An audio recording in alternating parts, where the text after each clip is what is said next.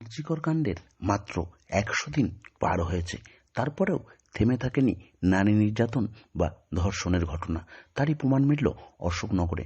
গতকাল গভীর রাতে গণধর্ষণের ঘটনা ঘটল অশোকনগরের কালোবাড়ি এলাকায়। অশোকনগর কল্যাণগড় পৌরসভার ১৩ নম্বর ওয়ার্ডের কংগ্রেস কাউন্সিলর তারক দাসের বাড়ির অদূরেই ঘটল সেই ভয়ঙ্কর ঘটনা। অভিযোগ, নাবালিকাকে প্রেমের জালে ফাঁসিয়ে ২ বন্ধুসহ তাদের মদ্যপ অবস্থায় ধর্ষণ করা হয়েছে। আর এই ঘটনায় ইতিমধ্যেই ৩ জনকে গ্রেপ্তার করেছে অশোকনগর থানার পুলিশ। ধৃতদের নাম সৌভিক মণ্ডল, মীর বিশ্বাস এবং সোমনাথ সাহা। শুনুন এই ভয়ঙ্কর ঘটনা নিয়ে কি প্রতিক্রিয়া দিচ্ছেন কংগ্রেসের কাউন্সিলর তারক দাস এবং তৃণমূল নেতা গুপি মজুমদার। রাত্রে নিয়ে এসে তাকে ধর্ষণ করেছে, এটাই জানতে।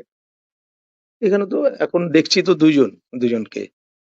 জানা যাচ্ছে যে এখানে মদের আসর বসে। হ্যাঁ, মদের আসর মাঝে মাঝে বসে। এই অঞ্চলের মহিলারা, পুরুষরা মাঝে মাঝে প্রতিবাদও করে।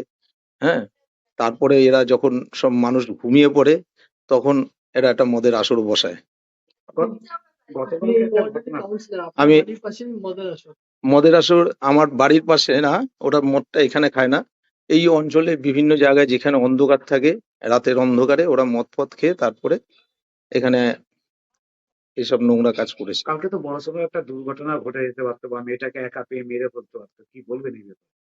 এই ব্যাপারে তো এখন তো অসম্ভবের কিছু না, এখন তো এরকম চারিদিকেই হচ্ছে। এখানেও ঘটতে পারতো। এরা যে অপরাধ করেছে, অপরাধীরা যা শাস্তি পাওয়ার আইন অনুযায়ী সেই শাস্তি এরা আমি কাম্য। আপনার নাম আর পরিচয়? তারক দাস, এই ওয়ার্ডের কাউন্সিলর। ৩ বন্ধু ওকে এখানে একটা চায়ের দোকানে নিশ্চয় চা খাইয়েছে। চা খাওয়ার পরে তাকে মদ খাইয়ে দেয়। তারপর তাকে